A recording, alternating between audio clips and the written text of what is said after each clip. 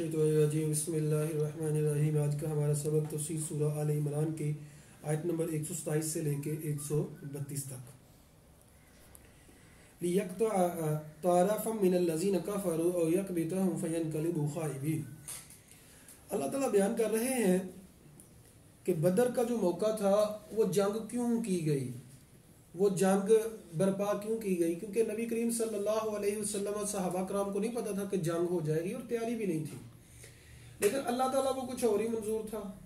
तो अल्लाह ताला यहाँ फरमाते हैं कि क्यों ये जंग क्यों करवाई गई, लियक़तअ तारफ़न, ताकि काट दे अल्लाह ताला एक ग्रोह को मिनल्लज़ीना काफ़रू, जो काफिर हैं, उनके तकब्बुर को मिलिया मेट करने के लिए कि तुम्हारे पास जदीद असलिहा है, तादाद भी तुम्हारी बहुत ज्यादा है और तुम्हें फिर भी 313,000 को शिकस्त दे रहे हैं, और 313 भी वो जो जंगजू बाकायदा नहीं थे।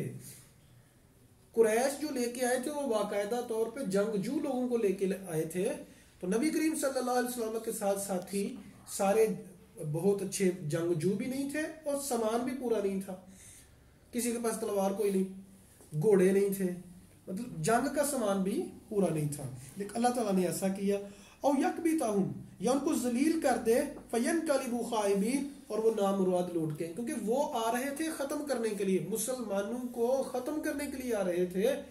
तो उनको खसारा, ये सबसे पहली शिकस्त थी उनकी, और उनकी शान और शौकत जो थी बदर में खत्म हो गई। लैसा लका मिनल अम्रि शैउन औ यतूब अलैहिम औ युअज़्ज़िबहुम फ़इन्नहुम ज़ालिमून। अब ये जो आयत है इसका पस मंजर उहद का पस मंजर है। अल्लाह फरमाते हैं लैसा लका मिनल अम्रि शैउन, ए नबी आपके लिए कोई मामले में इख्तियार नहीं है, शैउन कुछ भी, हदायत देने के मामले में। औ यतूब अलैहिम, अल्लाह ताला उनके ऊपर तौबा करे, तौबा कबूल करे उनकी, औ युअज़्ज़िबहुम, या उनको अजाब दे, फ़इन्नहुम ज़ालिमून, है वो जालिम, उन्होंने जुल्म किया है। पस मंजर इसका यह है कि उहद वाले दिन नबी करीम सल्लल्लाहु अलैहि वसल्लम और आप सल्लल्लाहु अलैहि वसल्लम के साथी सहाबा कराम पहले जीत रहे थे, लेकिन जो जबल रुमात से लोग नीचे आए, जब मुसलमान फतह याब हुए, तो असलहा और इसी तरह माल गनीमत पकड़ने के लिए नीचे आए, चूंकि जंग तो जीत चुके थे मुसलमान, लेकिन खालिद बिन वलीद जो अभी तक मुसलमान नहीं हुए थे, वो पीछे से होते हुए उन्होंने पीछे से हमला कर दिया। और नबी सल्लल्लाहु अलैहि वसल्लम ने उनको कहा था, जो तीर अंदाज थे, कि आपने यहाँ से नहीं हिलना, चाहे हम हार जाएं, चाहे जीत जाएं, चाहे हमें परिंदे उठा के लेके जा रहे हों, लेकिन तुमने यहाँ से हिलना नहीं है। सहाबा के जो अमीर थे उन्होंने कहा भी कि भाई देखो नबी सल्लल्लाहु अलैहि वसल्लम ने बड़ी सख्ती की है।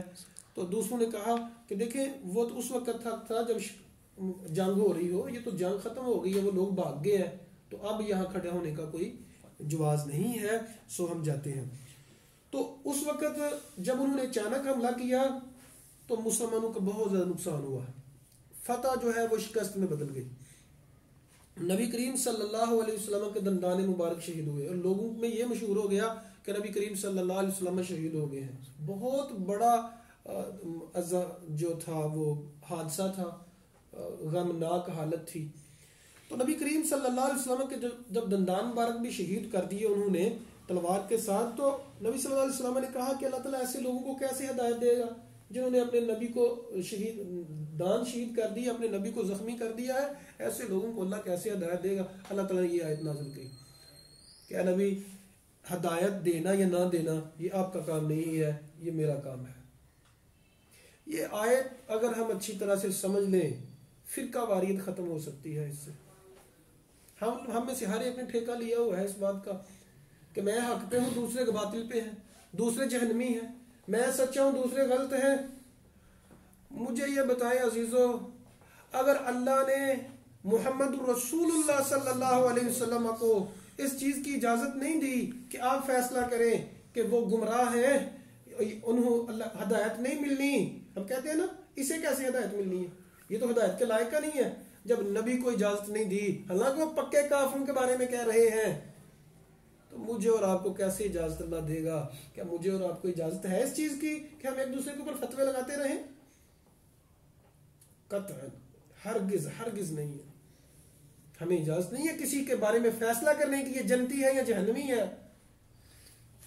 ये इसको हिदायत मिलेगी कि नहीं मिलेगी, किसका फिरका हक पे है। हाँ, अपनी बात करें کہ میرے علم کے مطابق یہ درست ہے، اور بعد میں کیا کہیں واللہ اعلم بالصواب، اللہ زیادہ درست بات جانتا ہے، میری بات یہ ہے، میری ریسرچ یہ ہے، لیکن اللہ زیادہ بہتر جانتا ہے۔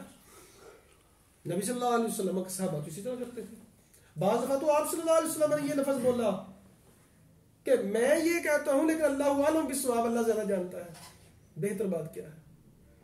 جیسے جبرائیل علیہ السلام نے آ کے سوال کیا یا رسول اللہ قیامت کب آئے گی؟ کہا اللہ کو زیادہ پتا، مجھے نہیں پتا کب آئے گی، نشانیوں کا پتا۔ تو اتنے بڑے عالم فخر کائنات جو ہے یہ لفظ استعمال کر رہے ہیں، اللہ کو زیادہ پتا۔ وَلِلَّهِ مَا فِي السَّمَاوَاتِ وَمَا فِي الْأَرْضِ، اللہ کے لیے ہے جو کچھ آسمانوں میں ہے اور جو کچھ زمین میں ہے۔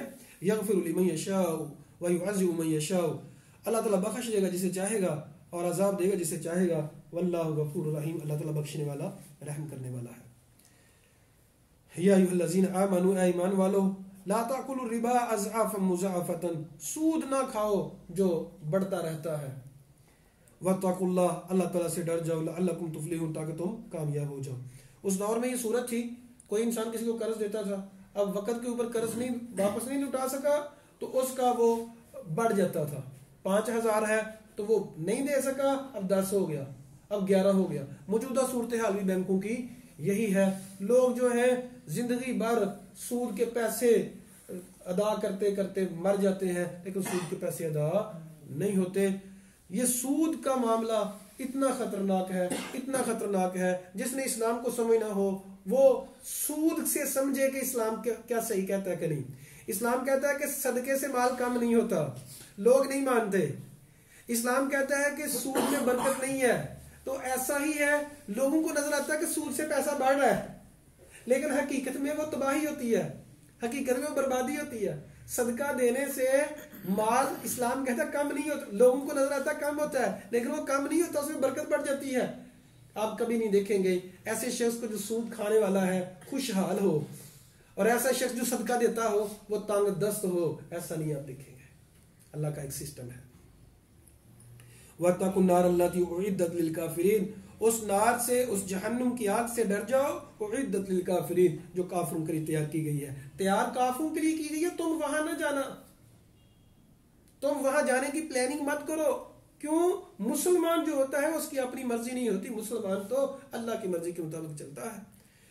وَأَطِیعُوا اللَّهَ وَالرَّسُولَ لَعَلَّکُمْ تُرْحَمُونَ، اللہ اور اس کے رسول کی اطاعت کرو، بات مانو، لَعَلَّکُمْ تُرْحَمُونَ، تاکہ تمہارے اوپر رحم کیا جائے۔ اللہ تعالیٰ سے دعا ہے اللہ حق بات کو سمجھنے کی اور اس پر عمل کرنے کی توفیق عطا فرمائے۔ اللہ تعالیٰ ہم سب کو جہنم کی آگ سے بچائے، جنت الفردوس عطا فرمائے، دنیا اور آخرت کے فتنے، قیامت کے فتنے، قبر کے فتنے سے بچا لے۔ آمین ثم آمین۔ اقول قولی ھذا استغفر اللہ لی ولکم ولسائر المسلمین۔